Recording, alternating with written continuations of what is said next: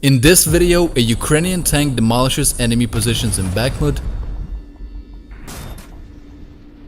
an act made possible by the absence of anti-tank missiles like the Javelin on the enemy's side. Russian forces attempt to assault Ukrainian positions with tanks and armored vehicles. Ukrainian forces armed with javelins and NLAWs easily neutralize Russian tanks. The Javelin, a renowned tank killer in Ukraine, has destroyed hundreds of Russian tanks. Locking onto a target takes seconds, and a single press of a button launches the missile, which autonomously eliminates the target. Russian tanks often succumb to the Javelin's impact, resulting in dramatic scenes. Ukrainian tanks are reserved for counteroffensives as they are less effective defensively. Russian tanks, when ambushed, become easy targets, making Javelins a cost-effective defense. Russian tanks lack effective defenses against Javelins or NLAWs. While some videos show Russian tanks with anti-cumulative drills, they're of no help. Even the most recent Russian tank, the T-90M, is not impervious to the Javelin. Correct usage guarantees the destruction of any Russian tank. Javelin missiles have also brought down helicopters, although other anti-aircraft systems are more suitable. In early days of the Russian invasion, Javelin missiles played a pivotal role, resulting in significant losses for the Russians and recognition of the Javelin's remarkable effectiveness. The Javelin system comprises two components: the missile and the launch unit. The missile is a fire-and-forget weapon with an imaging infrared seeker capable of engaging stationary and moving targets. The Javelin's range extends up to 2.5 kilometers, penetrating armor up to 600 millimeters deep. Russian forces still lack a comparable weapon, prompting continuous military advancements from Ukrainian side. Here's one more example of successful use of this effective rocket launcher. The Ukrainian soldier takes a Javelin, points it at a Russian tank and fires a missile. This is what it looks like from a drone's perspective. Every day, Javelin and NLAW missiles help stop Russian convoys of tanks and APCs. But the Russians believe that the new generation grids will help them in the fight against the Javelin, so they've started putting dynamic protection on their tanks. It will be interesting to see their reaction when it doesn't prevent the Javelin ATGM from destroying a Russian tank. And these Russians got lost and drove down a mined road after an explosion. The Ukrainians launch an ATGM and finish it off. These Russian soldiers and APCs are ambushed by Ukrainians with ATGMs. The first APC rushes to a combat mission, but it's overtaken by a Ukrainian missile. Two more APCs follow, possibly on their way to evacuation, but the second APC becomes another easy target for the Ukrainian armed forces. After being hit, the armored vehicles catches fire, leading to a powerful explosion. The fate of the third vehicle is unknown. In another video, the BMP stands in a forest belt and fires at AFU positions. The Ukrainians fire from an ATGM, and a precise hit on the armored vehicle puts it out of action, resulting in a powerful explosion and the armored vehicle being torn in half. The second APC, realizing that the situation will end badly, drives away but not far. Ukrainian artillery strikes with several precise hits, one of which accurately hits the armored vehicle and destroys it. The Stugna P anti-tank missile continues to destroy Russian tanks, scattering their parts in different directions. Another Russian tank takes a position and the Ukrainians fire a missile. One more penetration and a powerful explosion. And this is another daring tank that explodes on mines after a combat mission, ending with huge pillars of fire and the loss of the T-90 tank. In general, Russian tanks continue to burn, shooting 5-meter columns of fire or explosions that toss the turret dozens of meters into the sky. And this is the work of Ukrainian drones on Russian armored vehicles. Another Russian tank falls into a Ukrainian trap and loses its tracks after dropping a grenade.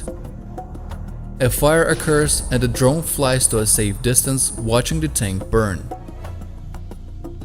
This Russian tank was stopped by Ukrainian artillery, and the drone drops 3 grenades, with the last one hitting the open hatch. The fire destroys the tank. This is the destruction of abandoned Russian BMPs.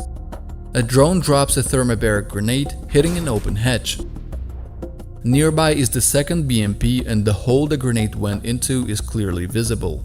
After the explosion, fire leads to another explosion, leaving nothing at the place of the BMP.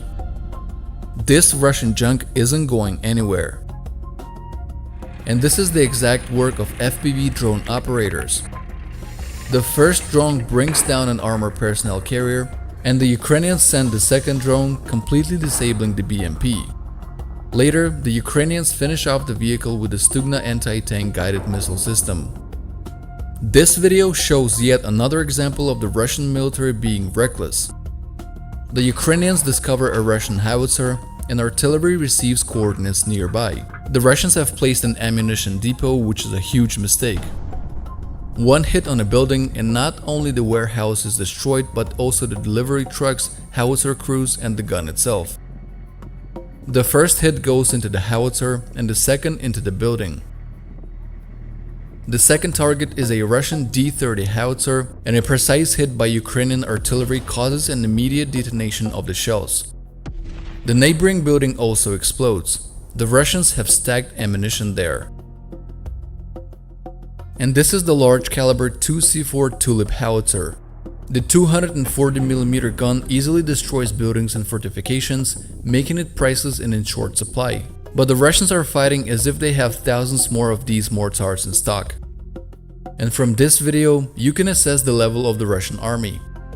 This is not a junkyard. This is not an abandoned position. This is a Russian army ammunition depot. Just one nearby hit destroys another depot. Another ammunition depot on the front lines, and here they were storing ammunition for a week of combat operations. Numerous means confront tanks today, and the most effective, as it was said, is the FGM-148 Javelin anti-tank missile launcher. Tanks and armored vehicles often create fiery spectacles due to outdated Russian designs and ATGM innovations. Lightweight systems enable saboteurs to ambush deep within enemy territory. A soldier emerges and engages a tank with an ATGM. The rocket precisely targets the engine compartment, damaging the tank. Another hit strikes the turret, reducing the tank to wreckage. A Ukrainian sabotage group approaches a Russian tank. A Javelin missile ascends and obliterates it. The Javelin reigns as the most perilous ATGM for Russian armored vehicles. Consider 3 Russian armored personnel carriers. Ukrainians, armed with Javelin launchers, halt one with a missile strike. Then they fire again, prompting the crew to abandon the vehicle. The remaining APCs are abandoned and subsequently finished off. A Russian tank convoy is ambushed by ATGMs and decimated. Missiles strike, followed by emerging armored personnel carriers, triggering mine explosions. The group has been defeated. The Javelin missile can down helicopters, effective against those at low altitudes. It boasts a range of up to 2.5 kilometers, with some sources claiming over 4,000 meters.